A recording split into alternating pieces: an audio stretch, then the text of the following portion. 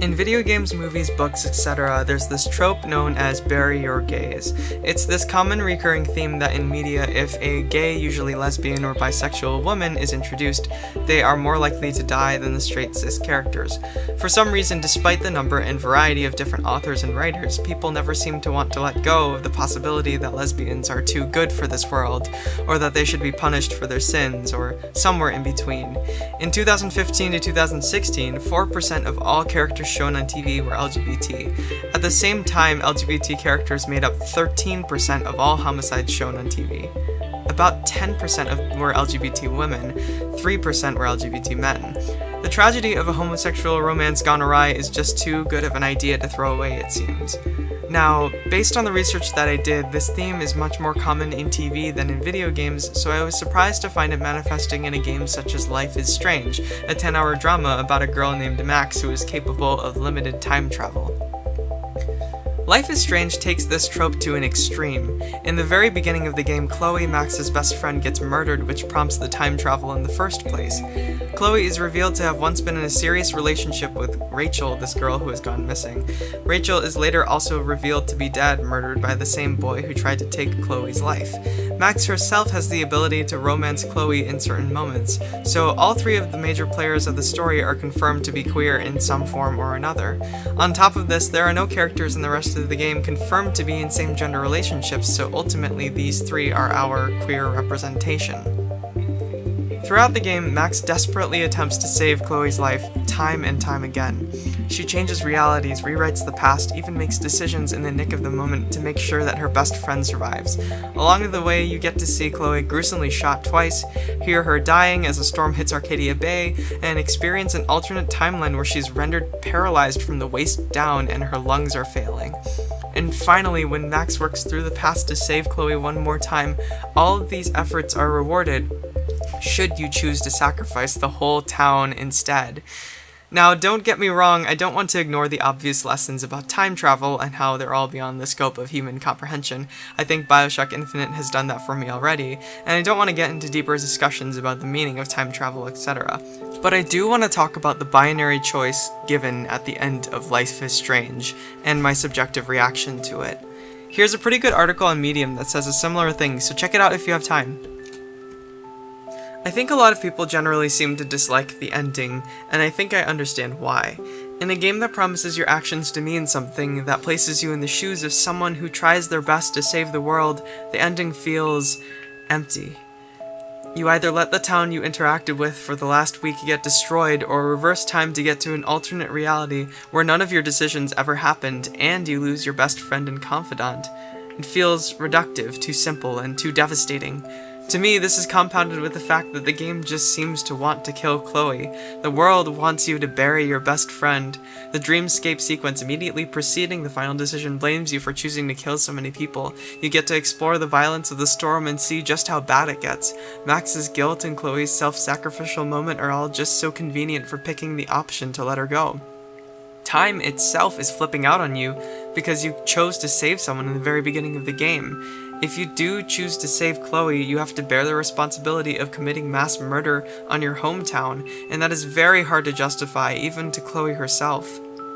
Max is thrust into a position of power, and each piece of evidence just points to the lesson that this power cannot be used.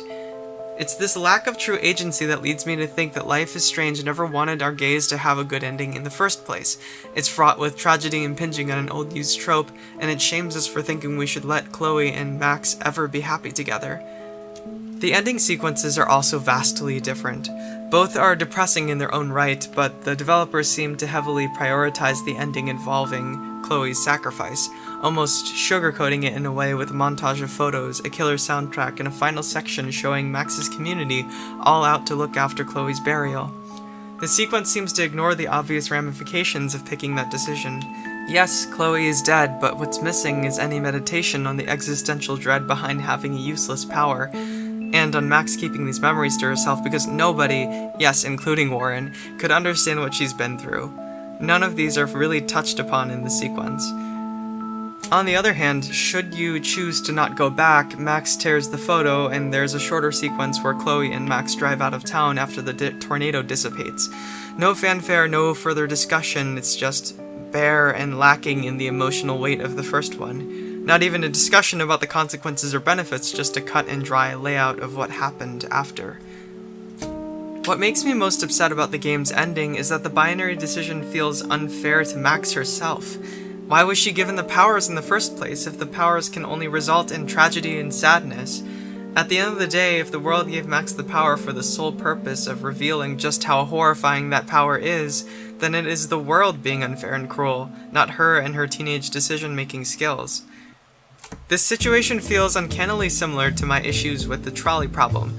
The idea that you have to choose whether to pull the lever and let one person die, or let the trolley go to kill 5 people. Are you complicit in murder if you let the 5 people die? Are you sealing the fate of the one person on the track if you do pull the lever? Who's to say? It's an interesting thought experiment, but if you pull back and analyze it from a meta perspective, you realize that this question isn't so much different from Truth or Dare, or those Would You Rather party games. Picking between 2 awful fates isn't an ethical or a moral question because the premise only allows you to make shitty decisions, such that no matter what you pick, you're morally doomed from the start. This problem also occurs in a vacuum and completely ignores context. Who tied the people to the tracks in the first place? Is the trolley driver complicit in the act of murder? What about the people who allowed the trolleys to run, who didn't repair the brakes? This is how you would approach the trolley dilemma in the real world, not by blaming everything on the single bystander who is just trying to help. There's a really good article on my understanding on the trolley problem in the description, you should check it out. Back to Life is Strange. For a game with so many branching paths and choices, the final decision feels so reductive, in a similar fashion to the trolley problem. Do we let our best friend die, or let an entire town get destroyed by a tornado? Add the hypothetical trolley problem to the real-world statistics that LGBT youth are disproportionately killed off due to discrimination, bullying, and horrible living environments. Add the context of media historically using dead lesbians to elicit drama, tragedy, or condemnation for the enjoyment of straight audiences. This game starts to feel dirty. I find it almost like torture pornography for Max, forcing her into this binary decision-making, forcing someone to realize that they're helpless in the face of time, to discover and experience moments only to erase those moments from reality at the flip of a coin, to let go of the only person who understands your ability because the act would be more selfless in the end. This trauma she's inflicted through this experience is almost as bad as death itself. I feel awful that Max is forced to endure such trauma for the sake of a time travel lesson. Chloe deserves better. Max deserves better. The wrong decision to save Chloe, painted with the brush of selfish, to me feels justified. The moment that decision is being made, the onus of the storm is on whoever placed the powers on her, not on Max herself. Let the storm destroy the world. I don't want to bury my gaze anymore.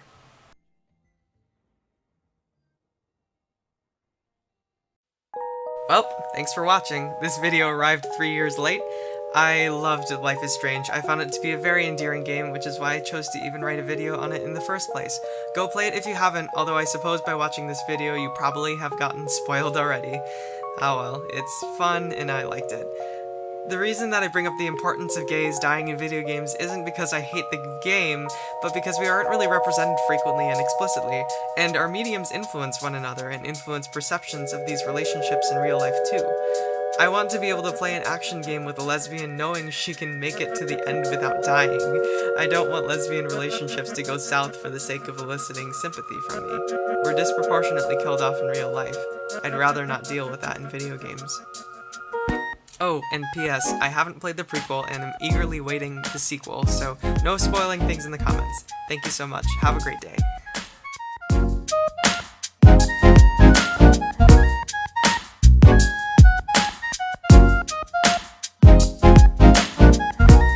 How many times have I told you to stop blasting that punk shit? Dude, the music's not even on!